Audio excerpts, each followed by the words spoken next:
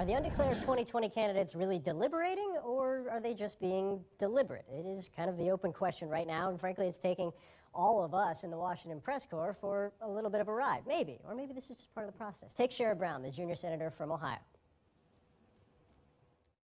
We will have a timetable in the next couple, 3 weeks to make a decision, and Are the odds still 50-50, as you've said before? Probably more or less. I don't know. Yeah. Higher? I don't know. 50-50, 51-49. I don't know. So you're running. All right. And then there's Joe Biden. He's even got the president of Armenia digging for clues. How are you? Good. How are you? No, we did not cut the audio from that clip. Biden actually lowers his voice so we can't understand what he says.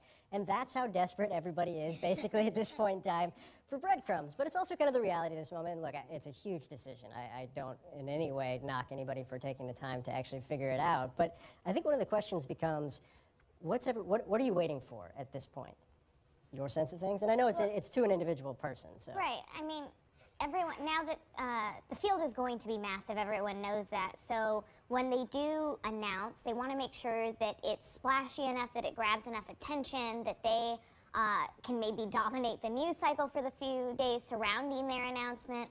You know, there was some skepticism, I guess, around the way Warren announced her run on New Year's Eve or Christmas Eve, and that not being the best opportunity. And so now that so many have jumped in, you know, Brown is maybe waiting to see the best moment for him to, as well as Beto O'Rourke. I mean, I think so far, though, based on people that I've spoken to, I would be surprised if O'Rourke doesn't run. I would be surprised if Biden doesn't run.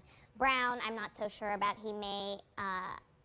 I'm not sure whether or not he's going a different direction. Well, and for some of these candidates, particularly someone like Beto O'Rourke, we've seen that waiting actually can be harmful. Look at Elizabeth Warren.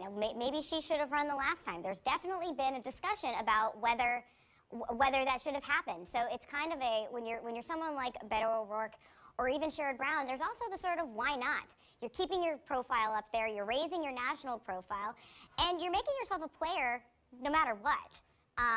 In this, you know, massive race. Yeah, I mean, I guess the question of what's the downside, minus the family and the travel and all that type of stuff. And you talk about another person, Bernie Sanders. You can take a couple of headlines that are up right now.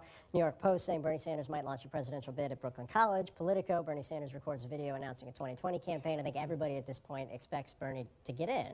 Yeah, I think so. But ultimately, if you really aren't sure you want to do this, going in sort of half-hearted is the worst way to do it.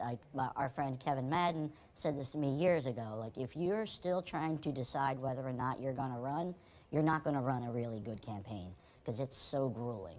Yeah, and this is not unique to this cycle, right? I mean, you can go all the way back to Mario Cuomo. I think we have that headline of the greatest breadcrumbs waiting that eventually never came. There it is, of your newspaper, the 1991 flashback. Cuomo decides he won't run for president. I believe there was like an airplane waiting on the tarmac. There were two, I think, airplanes, one for the staff and one for him, waiting on the tarmac to take him to New Hampshire. They had actually sent an operative with a copy of the filing papers to New Hampshire in case he didn't somehow, he waited too long and couldn't make it in time for the deadline. They would still have somebody there to file, and ultimately, of course, he didn't file. You know, there have been other candidates throughout. I mean, you know, we're all waiting potentially for Michael Bloomberg to decide. Well, he is not decided yet, but he also toyed with it in 2012 and in 2016 and 2008. Even I wrote a story on the front page of the Washington Post back in 2007 that he was thinking about running for president and then never did. So, you know, to PK's point, like, if you aren't sure, I mean, we sort of like assume that some of these people are going to get in and that it's just strategery about when to do it. And in some of these cases, they're actually not going to run because they've decided that for whatever reason this isn't their moment.